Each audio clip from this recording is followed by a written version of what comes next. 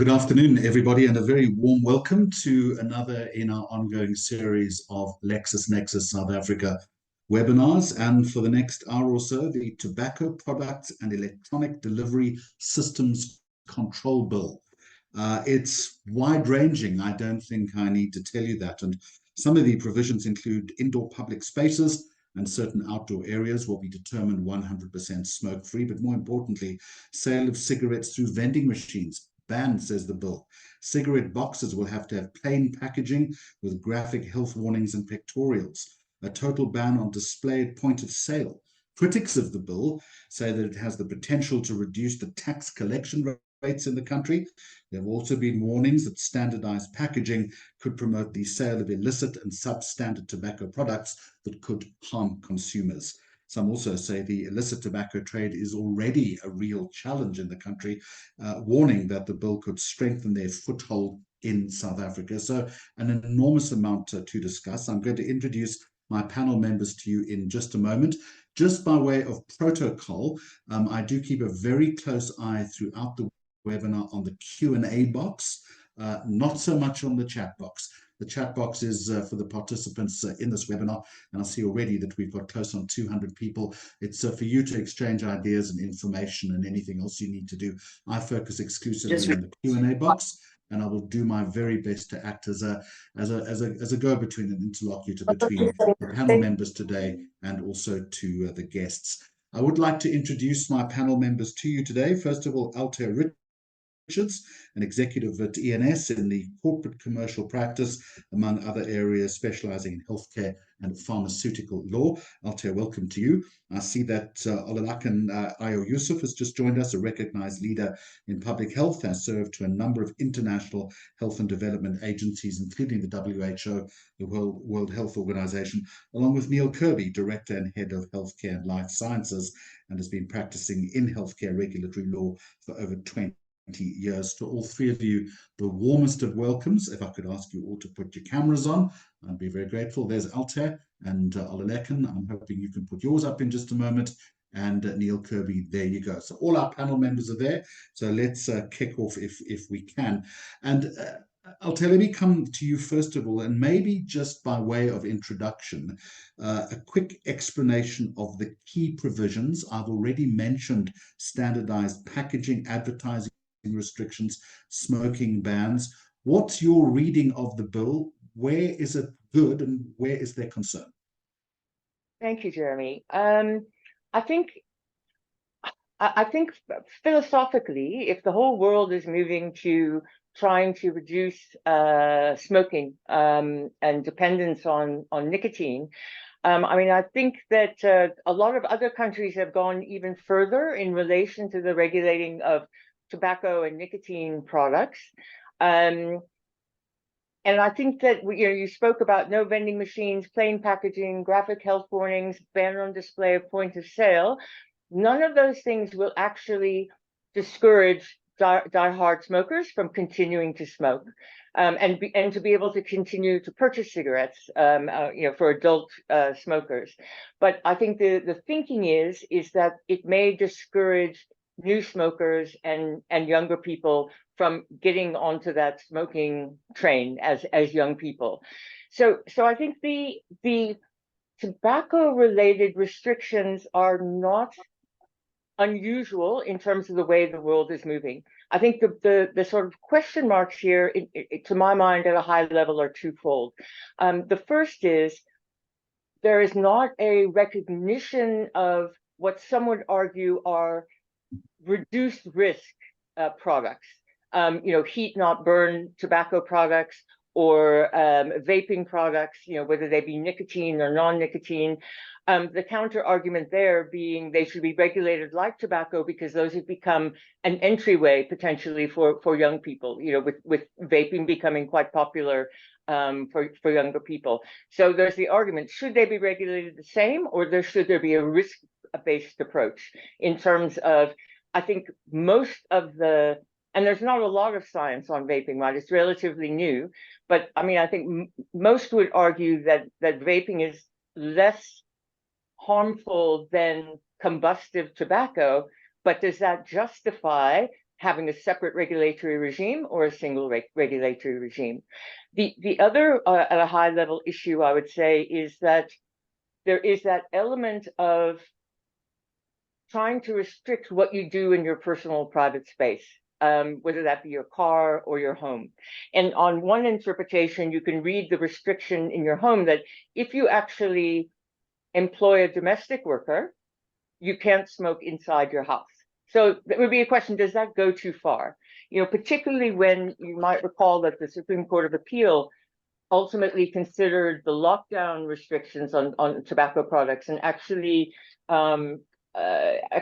upheld the decision of the Western Cape High Court that said, amongst other things, those outright restrictions unjustifiably limited the autonomy of persons to regulate their own affairs and to exercise control of their bodily and psychological integrity. So the question is do some go too far, of the provisions go too far in terms of you not being able to do what you want in your own personal private space? And you actually get to the very strange position that you're able to smoke cannabis, but not around children, but you wouldn't be able to smoke tobacco inside if you had a domestic worker or you're in a car with a non-smoker. Right. So I think those are some of the issues. All right, Altair, thank you very much indeed. Olalekan, welcome to you, and thank you for joining us, with the caveat then that smoking is bad for you. We're not going to get into a debate about the merits of whether smoking is good or bad. But to Altair's point then, do you think that this bill goes far enough in doing the job, given what she said is it's never going to impact on diehard smokers? And given your international experience, I'm wondering to what extent a bill like this stacks up with other similar legislation in other parts of the world. So thank you. Again, can you hear me? I seem like yes, I we got can. Muted. Okay, I thought I got just keep going. muted. That's good. We are hearing you. Great. So no problem. In terms of the bill itself is modeled around the World Health Organization's framework convention on tobacco control. This is a framework that was signed by currently about 188 countries. And that framework provides guidelines on how to implement this within local laws. So basically, many of the provisions of this bill, I must say, currently exist in South African law, but they have them in pieces of the 1995, 2008, and 2007. And in addition to that, were the loopholes in order to make this be in line with those guidelines of the WHO FCTC, which, by the way, has been tested in South Africa in a law court, in the Supreme Court of Appeal in 2012. And that decision was that in addition to the limitation analysis, the second issue that to be considered is the fact that the Constitution of South Africa places an obligation to international treaties, which South Africa is a party to. So those two considerations we have to put in. But in summary, to answer your question, this law is actually less social policy than what we currently have in places like New Zealand, in the UK. In fact, you can actually look at Uganda, Ethiopia, Benin Republic, because we don't even have to look at those first world countries, and they've worked in reducing tobacco use. The same thing, talking about Die Hard, I've spent 13 years of my career talking to smokers. That's how I got to this. I'm a dental surgeon. So in other words, smokers get to be, I'm a behavioral scientist, they get to be nudged by this social policy to make a change in behavior, whether it be price, whether it be the fact that, wow, maybe I should think about this. I cannot smoke every time. Once you cut one chain of your nicotine, which is a physical and psychological addiction, because there's a physical component to it as well. Every time you hold your stick, If you're able to keep it away for an hour, you're able to break it. We always thought it was impossible for a smoker to go on a plane for 20 hours to to the US, but I've stayed in the plane with many diehard smokers and they're able to do it. So we're saying there's ample evidence in science that shows that each of those measures as proposed in the bill have been able to reduce smoking significantly. In South Africa, when this public smoking ban came into effect, from 1993, smoking prevalence was 33%. It dropped to 22% by 2008. We've just not seen further drop since that time because alternative products like water pipe, Hubley, we've done the analysis. Smoking of manufactured cigarettes has remained at about 22%, 23%. We now have current smoking prevalence about 27% because the added number comes from Hubleys, roll your own. These alternative tobacco products are going to be addressed by this bill. So this bill basically carves on the template of many countries that have seen a positive effect of it and have seen it implemented, including in third world countries or so-called developed countries. Lekan, I'm going to interrupt you there. I would like to bring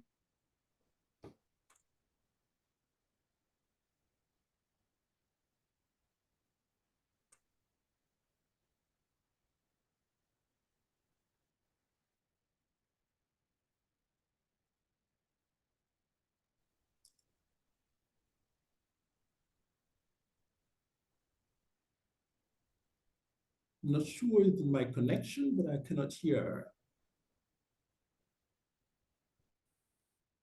I think Jeremy is frozen for the moment. Let's see if he can rejoin. Yeah.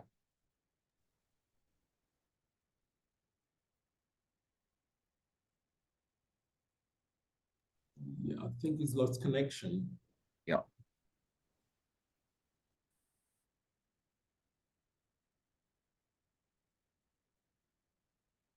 Good afternoon, everyone. Yeah, so Jeremy's just lost connection. So I'm Ashleka, and I'm the product manager for Lexis Plus. I'm representative for LexisNexis. So we're just waiting for Jeremy to join.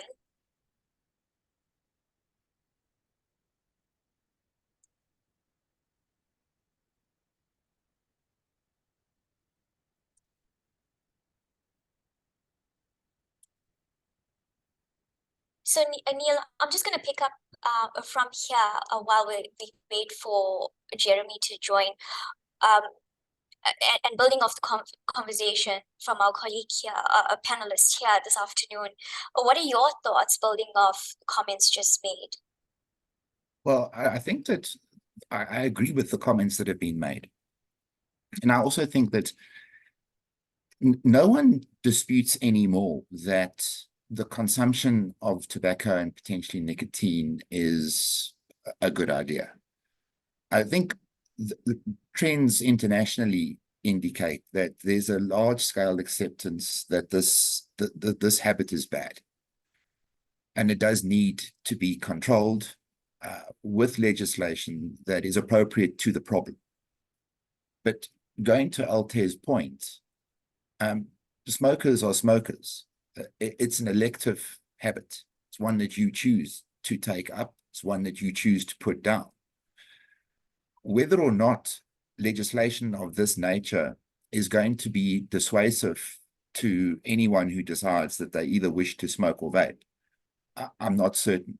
That self-autonomy, I think, is something that is going to be potential foil for the bill, because there has to be a balance, in my view. And I accept that there are other trends internationally, and we are taking a cue from those. But locally, we have to balance the rights that are being affected with the Constitution. And if the bill goes too far in terms of its reach, I fear that there's going to be a constitutional debate about whether or not this bill is going too far in terms of reach, because it's moving into private spheres of individuals where you would otherwise have almost a complete ability to dictate and to act in a manner that you deem fit.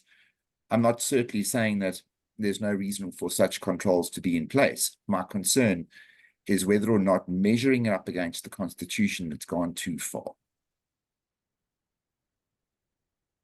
Thanks, Neil. So also on the same point, following on a point of discussion would have been as well to look more at that legal framework.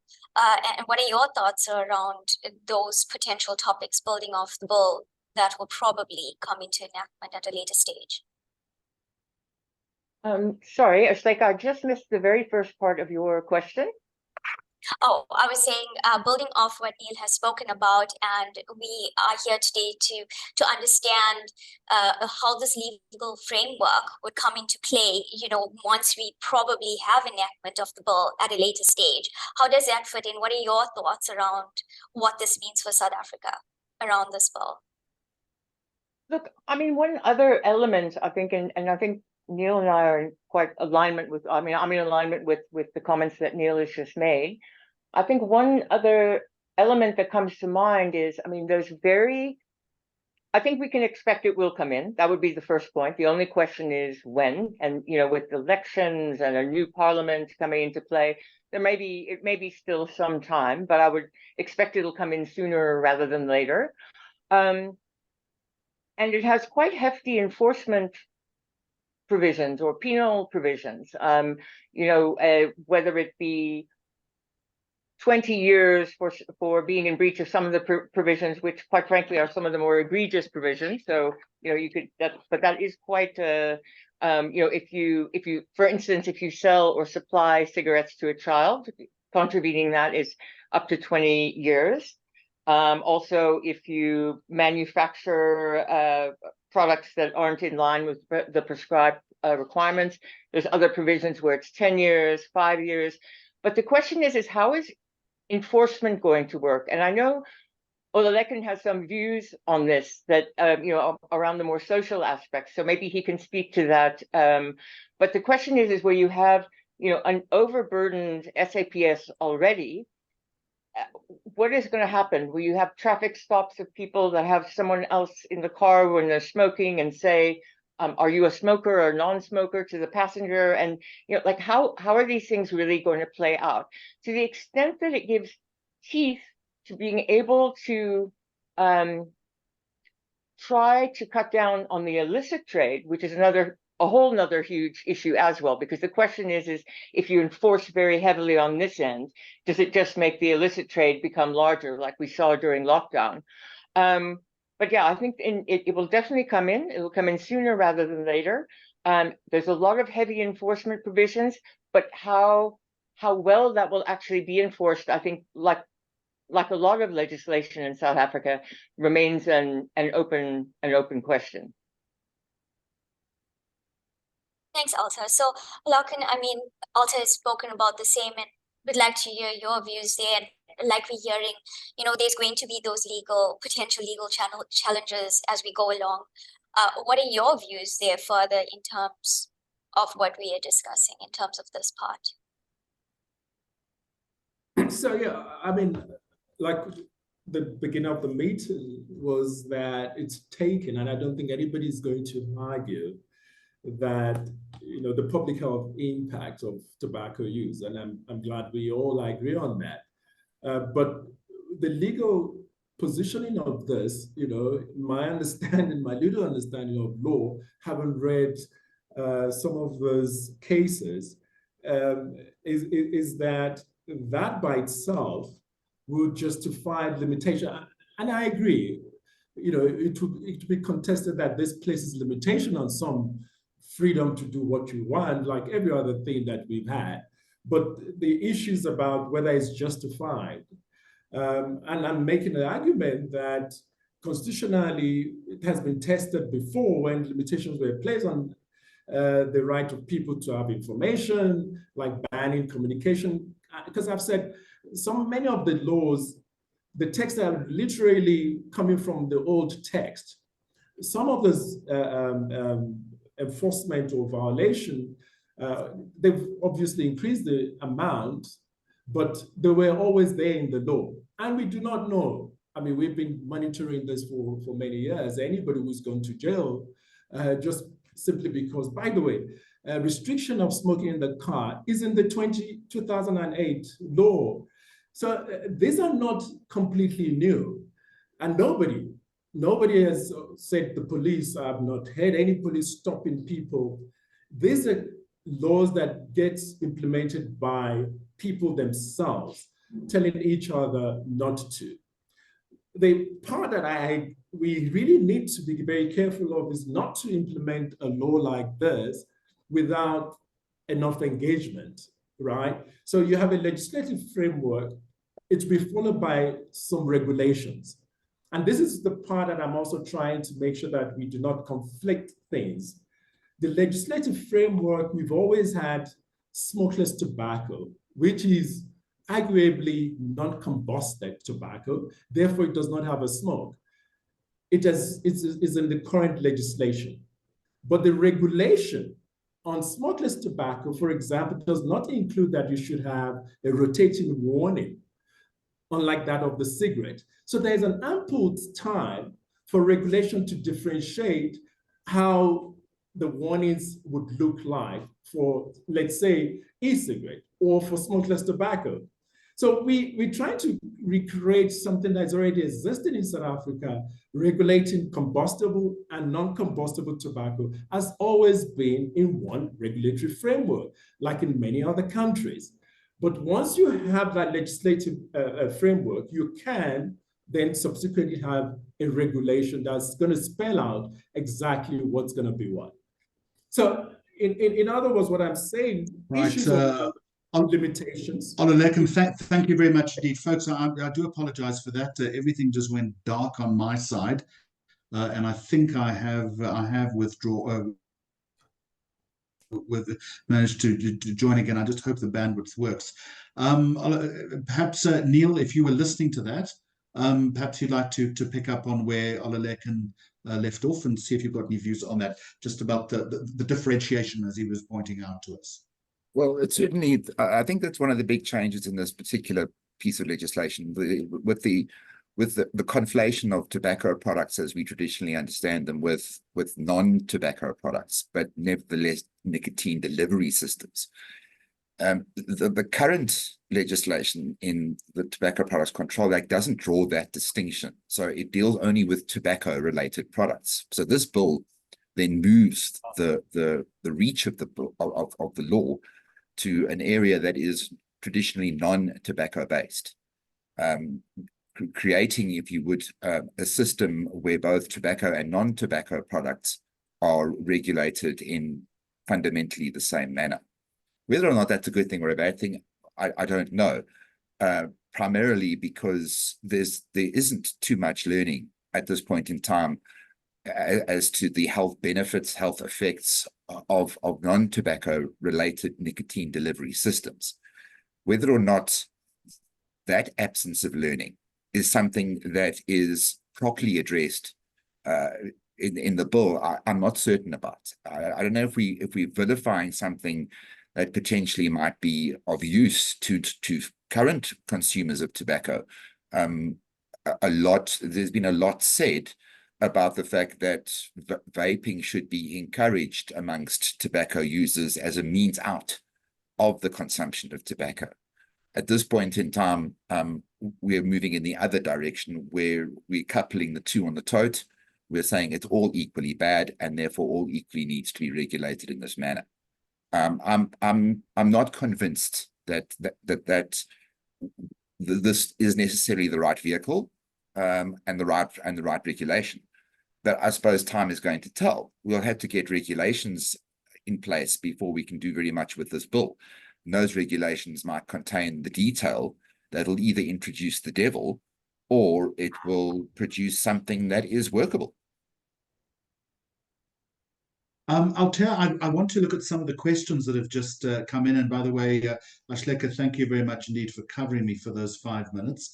For two attendees are asking, and I'll put the same question, Altair, to you. One is, how is it going to impact current areas or smoking in current areas in the workplace?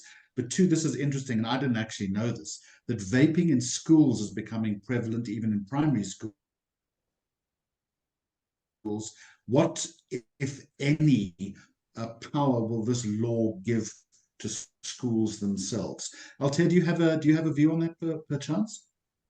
Sure. So, I mean, I think certainly the idea of indoor workspaces has now been, whether that's private sector, public sector, that's irrelevant. But there's no smoking in any indoor workspaces.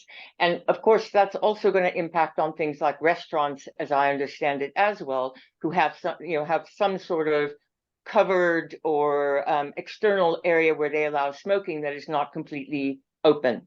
So I think it will have an impact. And of course, so I think, and we'll have to see. There's also the particular provision that says you also can't smoke outdoors if it's within a prescribed number of meters or whatever of a window. We don't know what that prescribed meterage is yet. So it could be that if it's 50 meters, I mean, that's going to cause that means where in an urban area are you able to smoke outside? So I think a lot is still to become, to Neil's point and to Olulekan's point, a lot will be in the regulations to actually find out. Also, just having read, in the press, it does sound like, and anecdotally, that vaping is becoming a huge issue in and around schools. And if you were to sell a vaping product or a cartridge or whatever to a child, now that will be a 20-year potential maximum 20-year imprisonment, or I guess 800,000 Rand maximum fine. So there is more teeth, and certainly I would have thought, actually, and I'm not an expert in the field, but I would have thought that schools could already regulate that in terms of the existing legislation around schools and in determining their policies, whether that's about, do you wear a uniform, not a uniform. I would think that could already be prohibited by schools, and probably is. So it's probably happening behind the scenes, or behind the clubhouse, or whatever it might be. I did just want to clarify one thing that Olulekan mentioned about, it's absolutely correct that in terms of the current legislation, there is a provision about you smoking in the car. But currently, that's about you smoking in a car with a child under the age of 12. Whereas now the legislation says a child, so that's under 18, plus, or if you have a non-smoker in the car. So it does make it, it does broaden what you can do on, I mean, I don't think any of us would dispute that you shouldn't be smoking in a car with a child under 18 or otherwise. But it is a change from the current legal position.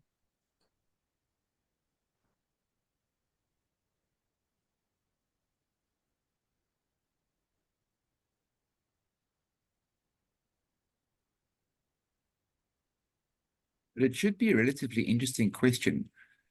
In terms of vaping, for example, I understand that you're right about the fact that it's becoming a problem at schools. But I also understand that certain parents would prefer their kids to vape rather than smoke tobacco.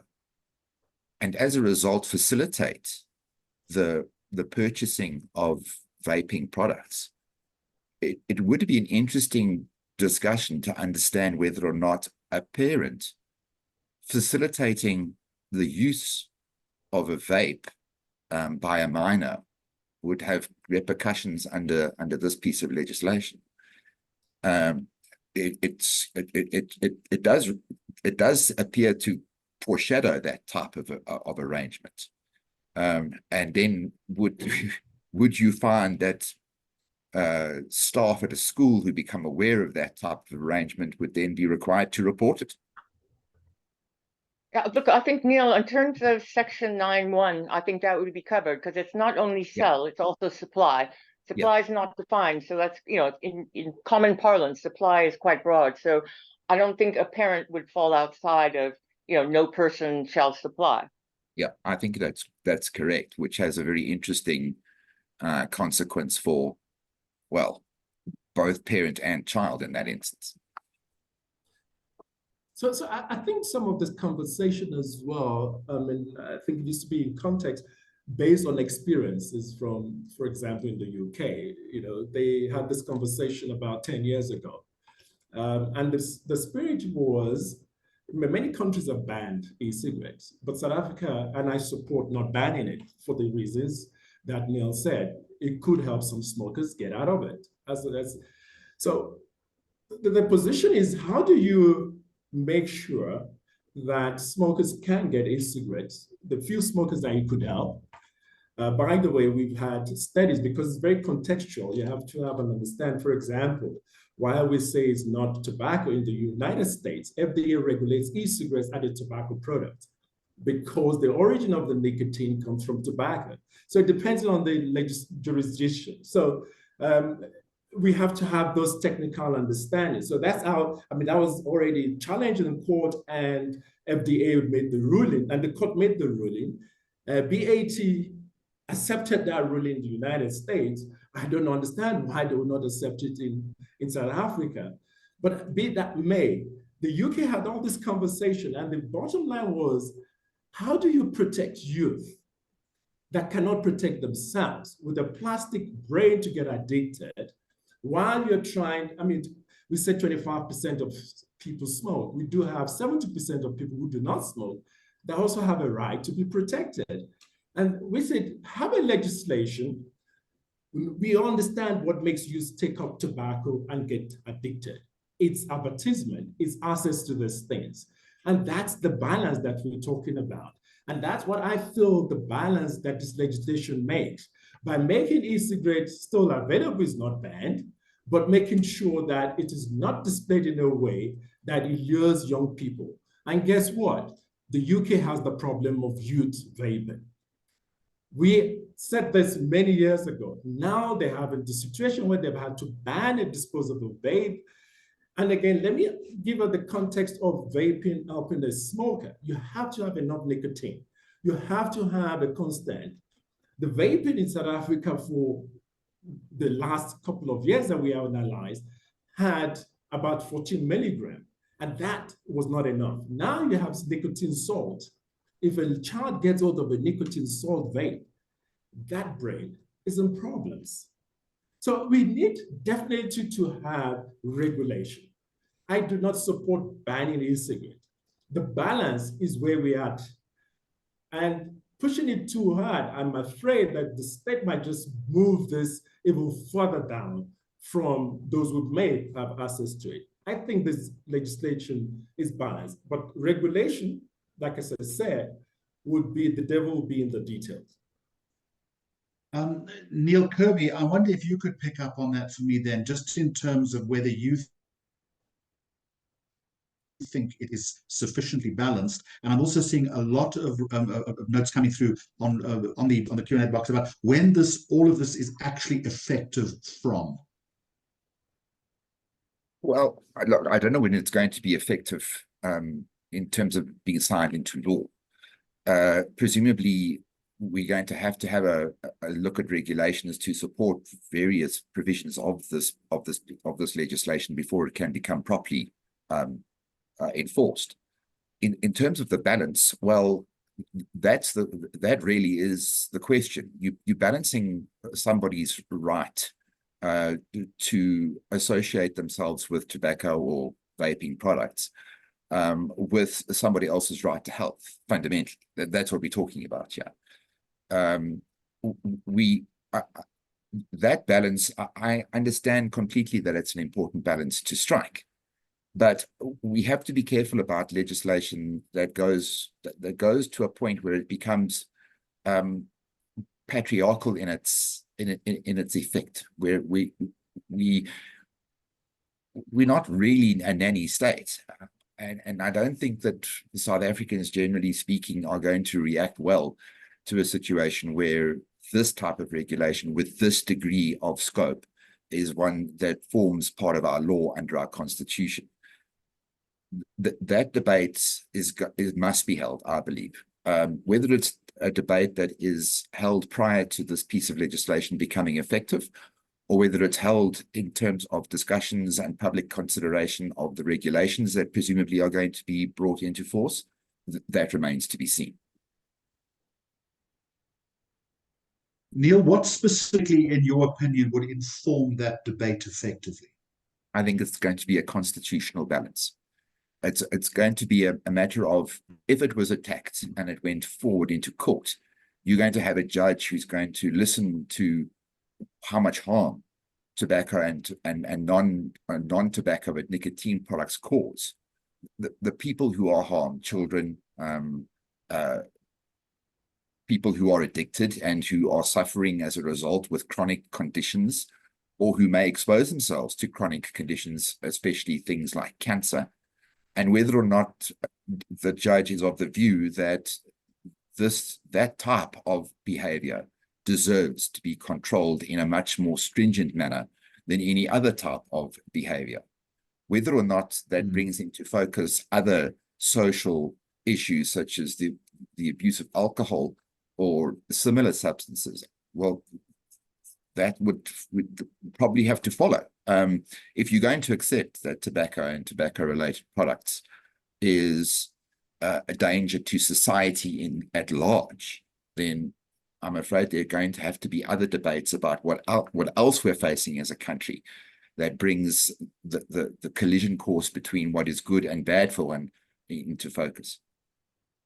Altair, I wonder if I can come back to you now. And my apologies for my terrible bandwidth problems here, and I have people working on it from my side. But if you are hearing me, one of the issues that I raised in the introduction to this webinar was the tobacco bill and whether or not it addresses the potential increase in the illicit tobacco market, which we know is a huge problem in South Africa. Does this, one, open the way for a more flourishing of this particular market, or does the bill specifically address the difficulties surrounding that? Well, I think what has already come into operation is, there's obviously always been sin taxes on tobacco products, but vaping products have now been brought into the same sort of tax category as tobacco products, which means increase in price. Every time there is an increase in price, like we saw, it was interesting. I was reading an article that during lockdown, smoking only reduced by 10%, and that was because there were an element of people who couldn't afford the huge sort of premium prices that the illicit trade was creating. But I think anything that increases price within the legal trade is going, potentially drives people to the illicit market, whether that be illicit tobacco or will there now be an illicit vaping market? It's just very hard, very hard to know, because I think, and Jeremy, you'll probably know this better than most, but South Africans are very, very wily in terms of criminal enterprises, and so it's very hard to know what exactly this will do, but I would suspect that at least the arguments will run that it could increase the illicit trade.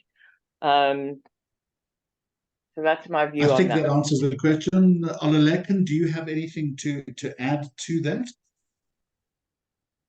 Yeah, I think we need to have an understanding of what illicit tobacco trade is to understand how this may affect or may not affect it. So illicit tobacco is basically tobacco produced by a manufacturer for most part. 90% of it is not, maybe 10% may be counterfeit, because people also make that mistake thinking illicit is something that's made from somewhere. It's made by the normal cigarette manufacturers. The difference is that taxes are not paid on them. So it comes out of the factory of a manufacturer. 80% of them South African manufacturers. So the question is, how do they get without tax being paid? It means they came out of those factories because tax was supposed to be paid before they come out. Is it that they were destined for export and then they never got out? They turned back through the Bay Bridge and they were distributed. So in controlling that, not this legislation or anything, but making sure, like the SARS has proposed, the track and trace. The SARS decided that let's put the cameras to make sure that you are declaring exactly the amount you produced is what you pay tax for at the point of manufacture. This industry said no. Clearly, they don't want to control illicit trade. There's an appeal on SARS winning that case. So we know where the illicit problem is and how to control it. We need to put track and trace right from point of manufacture out there. Trying to play this legislation or a piece of this legislation on illicit is really, for example, during lockdown, the government banned sales, but they did not ban manufacture because they assumed manufacturing would be exported. Of course, it didn't happen. It found its way into the market. So we know what illicit trade is about and what needs to happen. I do not believe that this legislation is going to make it worse or make it better.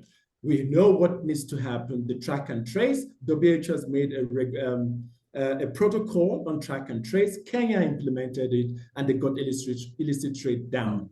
I don't know why South African government is not implementing this. Clearly, some people are benefiting from that. So we should not conflict this protocol. In fact, I believe it might be more difficult to bring anything from Zimbabwe or from Botswana that does not have those graphic warning or standard warning. It's be obvious and easy to detect. But unfortunately, most of this illicit traded cigarettes are actually from within South Africa. And it requires the industry to be honest. Neil Kirby, there has been some concern expressed, has there not, about the role that the health minister or the health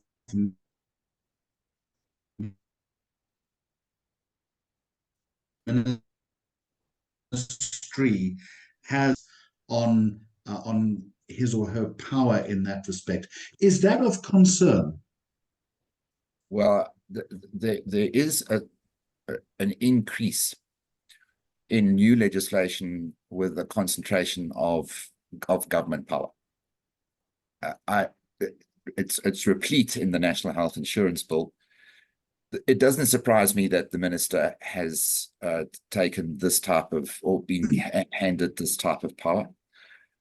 I don't think, however, and it would depend largely on what the minister does with this power. Once again, if it's something that is going to happen in the public good, I don't think you're going to have too many people complaining about the minister exercising his powers or her powers pursuant to the provisions of the legislation. What might happen, though, is that with that power, if there's a concerted failure to enforce the legislation, in other words, we have premium acts in place with no enforcement, then the question must be, well, what's the point of having the legislation if no one is going to do anything about it, or at least substantively enforce what is in place? I don't see too much of a debate there in relation to the minister's powers. I think if we were talking about something that was related to taxation or money, then I think we'd be having a different debate. But we're talking about health here. Althea Richards, do you have a view on that, and perhaps how this tobacco bill might also influence future public health policy in South Africa? No, it's an interesting one. I think Neil spoke a bit to that point earlier, to say what's next on the list. Is it alcohol, or, to not only regulate through sin taxes, but to actually try to reduce consumption, because, we have a bad binge drinking culture in South Africa. I mean, according to the publicly available information. So does that next come under the spotlight? So it'll be interesting to see if there are constitutionality challenges around this bill, and then that may inform what happens in future with other sin products, if I can put it that way. And I mean, there's probably a number of grounds from a constitutional perspective, but I would think that the right to privacy privacy arguments about your personal sort of private space, particularly in light of the Prince judgment in relation to cannabis, may be somewhere where there is a possibility of a challenge, not to the not to the act as a whole when it comes in. And then the other area, I guess, is that question of if there is the potential of non-combustible alternatives to reduce harm caused by smoking, by not differentiating them, is that irrational? I suppose would be the question, and irrational and therefore unconstitutional. The only sort of, and I would be very interested to know Neil's view on this, but there is a carve out in what an electronic delivery system is. And so if it is an electronic delivery system, that a nicotine delivery system that's regulated under the Medicines and Related Substances Act, it falls outside of this legislation. So in the same way that nicotine gum, is registered with SOPRA, it will be unaffected. You'll still be able to get that in a pharmacy. If and to the extent that a company is able to have the medical substantiation as to why vaping nicotine actually does help with smoking cessation, in the same way as nicotine gum, and they go and register that product with SOPRA, it's completely out of here. So I think that's the counter as well, to say, prove what your products can or cannot do, and then you'll fall outside of this legislation, even if you are a nicotine delivery system. Neil, if you'd just like to respond to that quickly, and then Ashleka Ramdas, I'm going to ask you to be on standby, please, because I'd like you to bring in the LexisNexis South Africa. Neil, do you want to add anything to what Altair had to say? Yeah, I think that is an interesting point. I mean, there are nicotine-based products that are registered as medicines for purposes of the Medicines Act, and they are recognized as being part of smoking cessation programs. Whether or not, and once again, it goes to substantiation, whether or not the manufacturer of a vaping product is prepared to make a health claim about that product is a very interesting debate. I'm not quite certain if anyone is prepared to do that, because it would be incredibly controversial to say that a vaping product is somehow a healthy choice, but that's all relative. I mean, if you're saying that to a smoker, then it probably is something that is a healthy option. If you're saying it to a non-smoker, then it's a completely different motivation. Yeah. Because then you're saying, well, don't worry about it. If you want to take this up, take it up. It's fine. All right, Neil, thank you very much indeed. Ashleka, I wonder if you could come in now and maybe just explain to our participants that LexisNexis is able to help in this respect, particularly with this legislation and the research that would obviously be needed into navigating a way through a very difficult path. Over to you. Thanks, Jeremy. So, like I've introduced myself earlier, I am Ashleka and the product manager for Lexis Plus South Africa. So, quite an interesting webinar this afternoon. I'm just going to confirm, can you see my screen? Great, thank you. So yes, we can. Thank you. Okay, thanks. So we've been listening to such an interesting discussion this afternoon around the tobacco bill being such a topical discussion.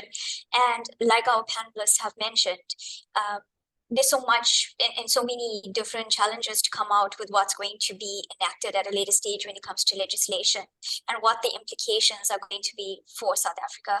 One of that pieces of legislation, which was the focus in terms of our discussion this afternoon, has been on the Tobacco Products and Electronic Delivery Systems Bill of 2022, which is also known as that Tobacco Bill. So at LexisNexis, we have an advanced legal research solution, which you can see on my screen. Lexis Plus South Africa is an AI-infused platform which aligns with our global regions as well as the advanced technology. So with this platform, we are seeing that our users are having a better, superior research experience to satisfy their research needs in terms of their topics of discussion of research.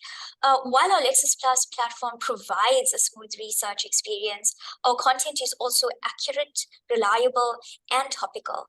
So before I demo Lexis Plus, I will pause here just to mention that there will be a poll, a product poll available after the webinar.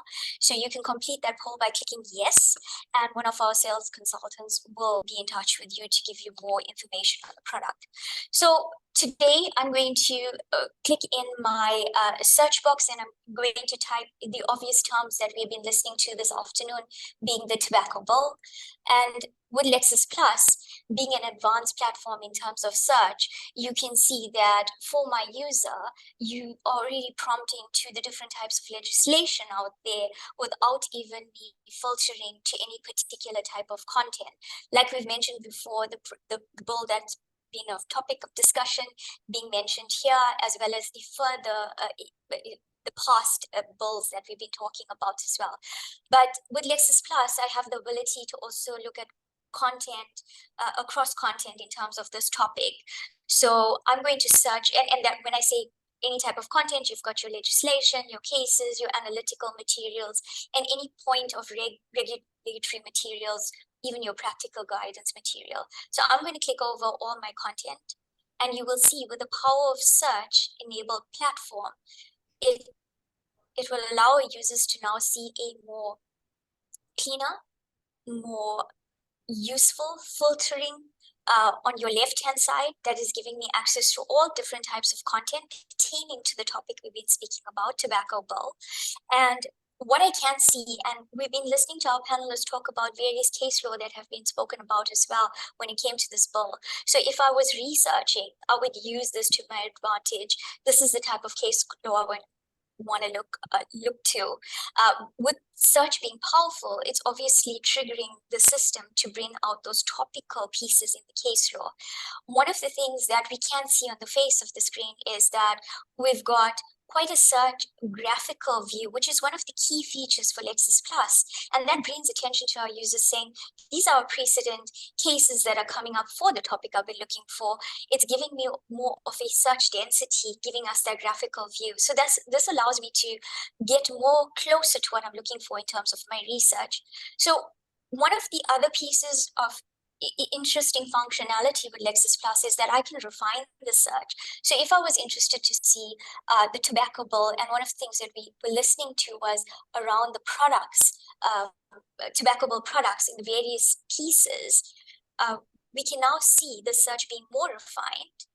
And this is going to give me a more concentrated, more colorful visual search. This allows me to pinpoint which case do I want to really look at in terms of my research. Before I get into the case itself, there's a whole lot of content, like I've mentioned before, your legislation, analytical materials. So if I had to look at an analytical material for my point of research, I could click on very well analytical material. I could see that I am going to get various types of research material, one being our triggering to our commentary set, our journals, and you can refine these commentary sets further into whether it's a publication or whether it's a practice area talking about your tobacco bills. So if I look at a practice area, for example, one of the topics was around whether this is pharmaceutical or whether this comes down to the medicines bills and so legislation, we can refine that and bring that down, which just makes that research more closer to what you're looking for. So you can refine that, but I'm going to stick with what a case law and to give you the view into what this new looks like for our case law material. If I click into a case, I can now see that I've got a case law that was mentioned in 2012. Now, what we can see with Lexis Plus is a segmented view on your left-hand side that gives the user the ability to get to their pieces of the document without scrolling up and down in the document. Now we can get to what is this judgment all about. I want to get to that point. If I click on, it's going to drop to the judgment. If I move to the footnotes, that's going to give me the rest of the references used in this case law. The interesting part as well is, like I spoke about, a search visualization. We've got a document visualization. And like you've seen, I've entered the I've entered the search terms tobacco bill products. I can see those search terms now coming through on my left-hand side when I scroll through. Another way to see this concentration is looking at the search terms, and you can see that that is also illustrated on your search panel. Besides looking at what this document offers, we also have the ability to create folders, save our folders with colleagues. So if I had to come back in, I can create those specific folders to my research and save this particular case in this instance. One of the interesting key features as well for Lexis Plus is that if I had to log in tomorrow, I can follow the same trail that I've been doing in terms of my research. And you can see I've been busy looking at the tobacco bill today. And this gives me a view of that search history. What's interesting is, besides it seeing spelled out on the screen in terms of what am I looking for here, one of the interesting key features is your research map. Your research map drives home what that activities have looked like visually, and that gives you a good view on what you're looking for in terms of your research as you log in with your user credentials. So these are quite interesting features that are powered by Lexis Plus. With the tobacco bill, just to bring that conversation more tied up, like you seen earlier, I've got prompts here. One of the offerings with Lexis Plus is that we have a bills and bills tracker, and that offering is on our platform. So if I had to click on legislation, that will allow me to refine that piece of legislation in the bills and bills tracking. So that is a development. As we see that bill come into enactment, we will see that become available where you can click through and start using those pieces of information for your research around the tobacco bill, like we've been discussing. You will see that refinement come through. Technology, a bit slow, but we'll get there. So this is the power of Lexis Plus. And that was to showcase just around our topic. Oh, there we go. So we've got bills and bill tracking that relate to that topic we've been talking about. So that's Lexis Plus South Africa that we have from LexisNexis. Thank you. All right, Ashleka, thank you very much indeed. You will see the poll question up there. Would you like to receive a phone call from one of our consultants for more information? It's a yes or no, and I would hope that that you would do that. I sense that Neil might have left us. I know that we're all very time pressed this afternoon. Altair, Olalekan and Neil Kirby, in the remaining 2 minutes that we've got left on this webinar, let me start with you, Olalekan. Just a line or two of closing thoughts, just in terms of where all of this process is now heading. I'm hoping that the government will be brave enough to address the duo of illicit cigarettes through track and trace by SARS and physical measures, and as well through the bill reduce consumption and protect young people from starting, while understanding that those who need to who continue to smoke get support, because I think there's not enough done by government to actually provide cessation support through public health clinics. Thank you so much indeed. Neil Kirby, very quickly from you.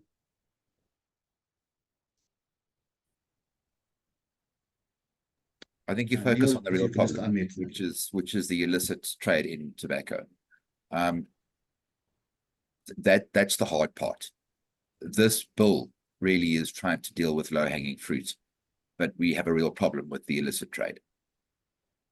Thank you very much indeed. I'll give you the final word, and then to all three of our panel members, thank you so much for joining us this afternoon. And again, my apologies for my internet connectivity issues. Still being worked on, I'm told.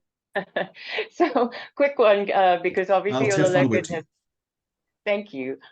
Just a quick food for thought to think about going forward very quickly is I've seen the question arise as to whether this will impact on Formula One, because a broadcast in South Africa, because although no tobacco companies or brands have been sponsors in terms of delivery of the cars or everything since 2006. There are a number of constructors, Ferrari and McLaren, I believe, that do have vape companies, like BAT's Goose, for one thing. And so what does that mean? And is that product placement that's prohibited in terms of the bill and the act be? And that is a good place to leave it. Thank you, everybody, for joining us this afternoon. I do appreciate it, and I look forward to hosting another one in the not too distant future. Thank you all, and the webinar is closed. Again. Thank you. Thanks.